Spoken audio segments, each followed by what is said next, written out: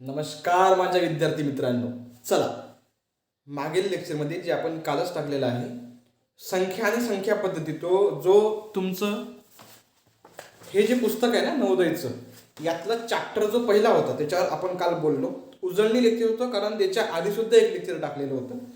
आज आपण चॅप्टर दुसरा जो आहे तुमचा, नाव काय त्याचं, पूर्ण संख्यांवरील 4 मूलभूत क्रिया, हा चॅप्टर आहे म्हणजे, तर याचा अभ्यास करणार आहोत. हे बघा, चॅप्टर थोडासा अवघड आहे म्हणजे किचकट आहे म्हणजे, परंतु काही गोष्टी ज्या बेसिक गोष्टी असतात त्या जर आपण समजून घेतल्या, उदाहरणार्थ गुणाकार, भागाकार, बेरीज, वजाबाकी, तर तुम्हाला काही फार काही अवघड जर अशातला काही भाग नाही. ओके, चला आता आपण वळूयात म्हणजे पहिला.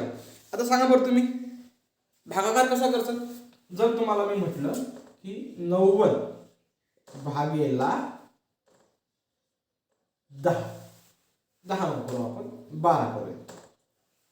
90 भागेला 12 केलं तर काय, ज्याला आपण भागतो ते काय झालं, त्याला म्हणतो आपण भाज्य.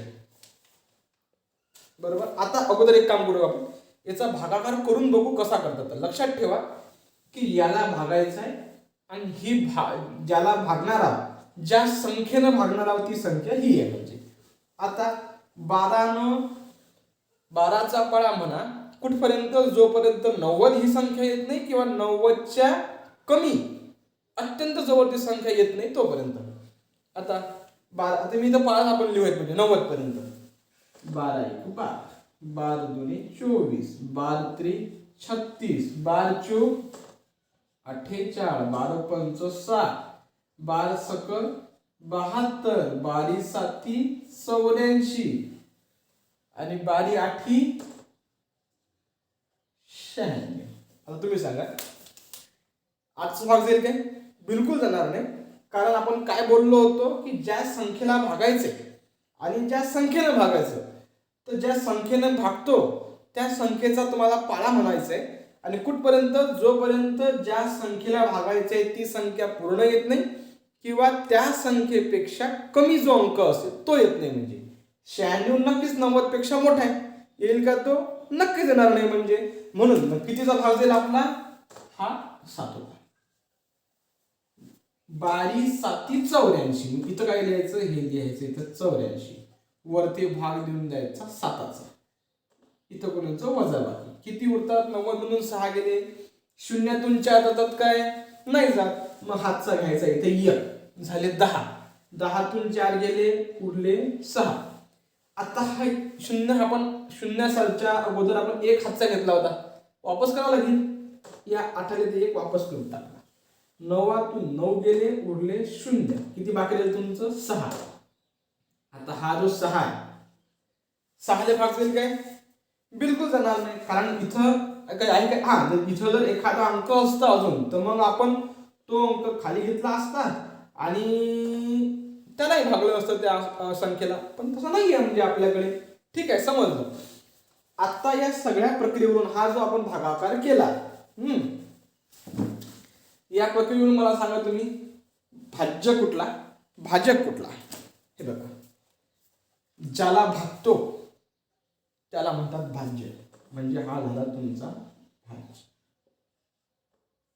ज्या संख्येने भागतो त्याला म्हणतात भाजक, म्हणजे हे तुमचं झाले.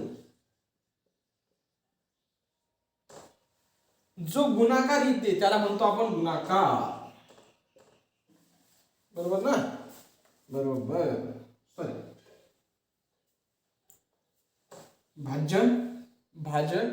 आणि तो जो वरती भागाकार येईल, गुणाकार म्हटलं होतं, माफ करा, जो जो वरती भागाकार येईल त्याला काय म्हणतो आपण, भागाकार समजतो, गुणाकार नाही. डोक्यात वेगळं चालवतो म्हणजे भागाकार. आणि हे लास्ट मध्ये काय, ही जी तुमची 6 उरली ना, 6, याला म्हणतो आपण बाकी. आता तुम्ही जगातली कुठलीही संख्या घ्या, प्रॅक्टिस म्हणून तुम्हाला प्रॅक्टिससाठी मी काही उदाहरणं देतो, पटकन ते लिहून घ्या आणि ते सोडून बघा म्हणजे तुम्ही.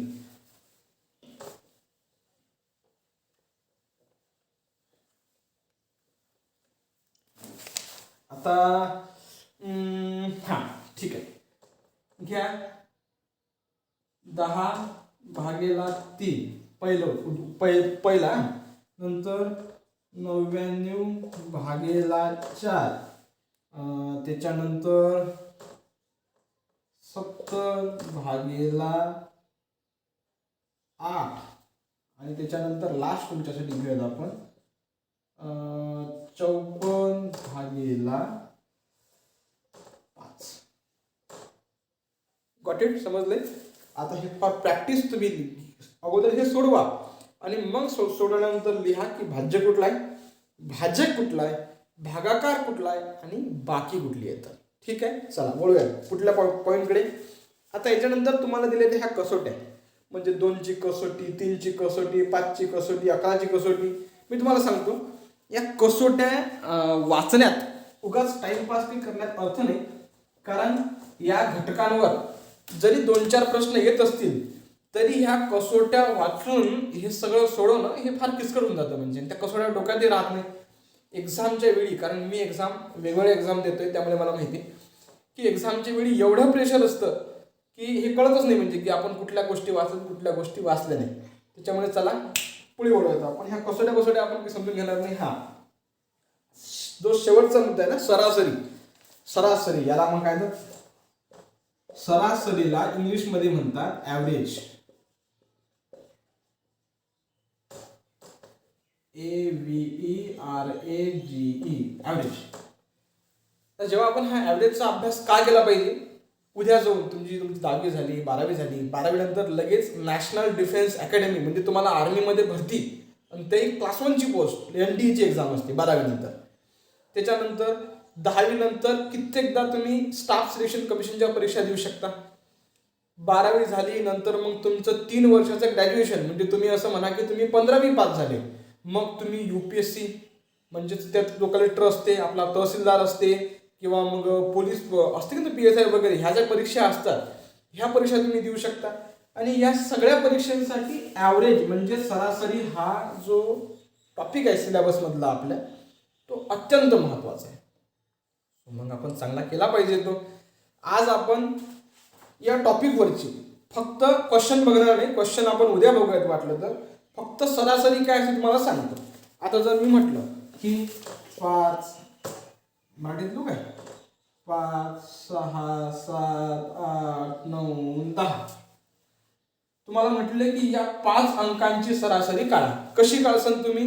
सोपं आहे, लिहायचं असं AVG म्हणजे ॲव्हरेज. इथं लिहिला आपण या सगळ्या संख्यांची बेरीज करायची. लिहा इथं 5 + 6 + 7 + 8 + 9 + 10. किती अंक आहेत? 1 2 3 4 5 6. आता जेव्हा आपण भागतो की नाही या संख्येला आपल्याला भागा लागेल. तर जेव्हा आपण भागतो ह्या संख्या किती आहेत त्या संख्येची बेरीज न भागायचं. म्हणजे आता बघा 1 2 3 4 5 6 संख्या आहेत ना. चला 6 भागा बरं. आता अगोदर याची बेरीज करा. मी डायरेक्ट इथे बेरीज लिहितो आणि भागतो. तुम्ही ते असं लहानपणी आपण कसं करतो म्हणजे 10 लिहितो मग 6 लिहितो मग 5 लिहितो वगैरे ते तुम्ही ते तसं करून घ्या. म्हणजे 10 9 19 19 आणि 8 27 बरोबर की नाही. 27 आणि 6 किती होतील? 34 आणि 6 40 40 आणि 5 45 बरोबर. करून बघा. मी जर चुकलो असेल तुम्हाला सांगा म्हणजे खाली. ठीक आहे. 45/6. आता 45/6 उत्तर किती बघा बरं. 45ला आता 6 भागायचं. 45/6 6चा पाढा म्हणा 45 ही संख्या येईपर्यंत किंवा 45 पेक्षा लहान संख्या येईपर्यंत. तर तुम्ही जर असं म्हटलं तर तुम्ही काय म्हणसाल 6 1 6 6 2 12 6 3 18 6 4 24 6 5 30 6 6 36 6 7 42 आणि 6 8 48. साहजिकच आहे 48 ही संख्या येणार नाही कारण आपली सगळ्यात मोठी संख्या ही 45 आहे.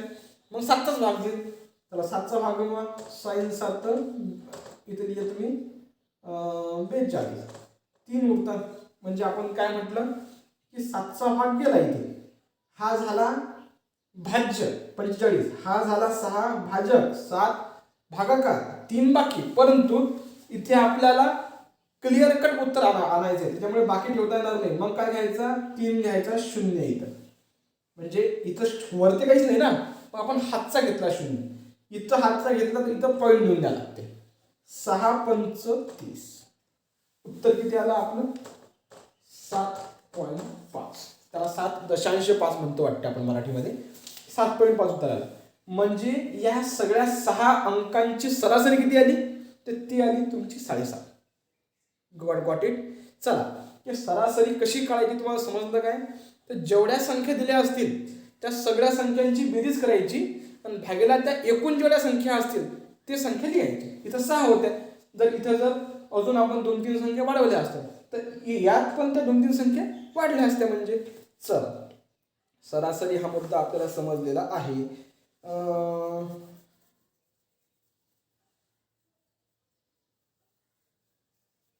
बरोबर. मग यांनी हे दिलेलं आहे म्हणजे की बा जर काही समसंख्या असतील किंवा विषम संख्या जर असतील, सलग 6 जर विषम संख्या असतील, कुठल्या विषम संख्या सलग 6? चला बघूयात बरं आपण पटकन.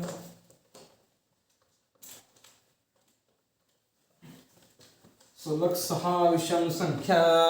उदाहरणार्थ 1 विषम संख्येचे मुळात 1 ही समसंख्या नाही, विषम संख्या नाही, पण तरी आपण पकडत असतो. म्हणजे 1, 3, 5, 7, 9 आणि 11.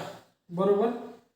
तर या 6 जे अंक आहेत ना, यांची सरासरी बघ कुठली असते? हे मधले जे 2 अंक असतात की नाही, हे या अख्ख्या वेगवेगळ्या अंकांची सरासरी. म्हणजे 5 अधिक 7 किती अंक आहेत? हे 2. आपण आधीच म्हटलं होतं.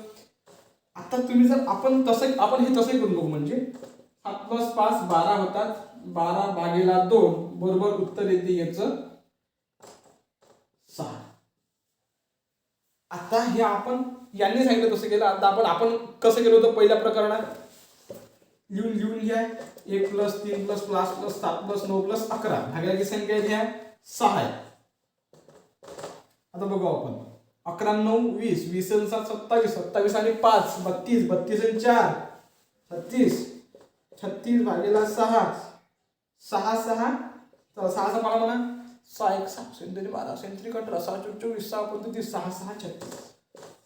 आलं उत्तर. याही प्रोसेसने गेलो 6 उत्तर आलं. सोप्या प्रोसेसने गेलो होतो 6 उत्तर आलं होतं. याच्यावरून काय समजतं आपल्याला की जर सलग 6 समसंख्या किंवा विषम संख्या कुठल्याही दिल्या असतील तर त्यांच्या मधल्या 2 संख्या पाहायच्या. इथं जर अजून एक 13 अंक असता, म्हणजे 13 नावाचं जर अंक असतात आले असतं, उत्तर नसतं आलं. कारण मग ते ह्या 7 पैकी तुम्ही मधल्या 2 कशा काढसान? या 2 काढसान तर इकडे 2 आणि इकडे 3 उरतात. ह्या 2 काढसान इकडे 3 इकडे 2 उरतात. चालत नाही. समजलं की तुम्हाला? जर 4 संख्या असत्या तर मग एक सोडून द्यायची, मधल्या 2 पकडल्या असत्या. 8 संख्या असत्या तर आपण मधल्या 2 पकडल्या असत्या. बरोबर. चला, तुम्हाला समजलंय ना? ओके. आता या घटकावरचे जे प्रश्न आहेत ते आपण नंतरच्या लेक्चरमध्ये बघूयात.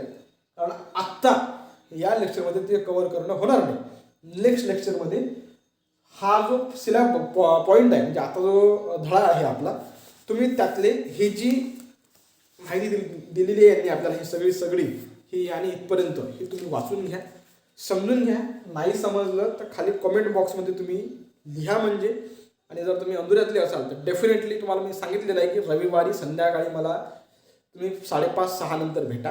आपण बिनधास्त तुमच्या सगळ्या प्रश्नांची उत्तरं सोडवण्याचा पूर्ण प्रयत्न करू. आणि जर तुम्हाला वाटलंच तर तुमचे जे शाळेतले शिक्षक आहेत, म्हणजे विद्यामंदिरमधले जे कुठले शिक्षक असतील ते, आणि सोबत तुम्ही महाराष्ट्रात कुठल्याही भागात का बघत असे ना, तुमच्या क्लासमधले किंवा तुमच्या ट्युशनमधले जे टीचर्स असतील, काही अडचणी आल्या तर त्यांना विचारा. नक्कीच तुम्हाला सगळेजण मदत करतील. ओके. चला, धन्यवाद.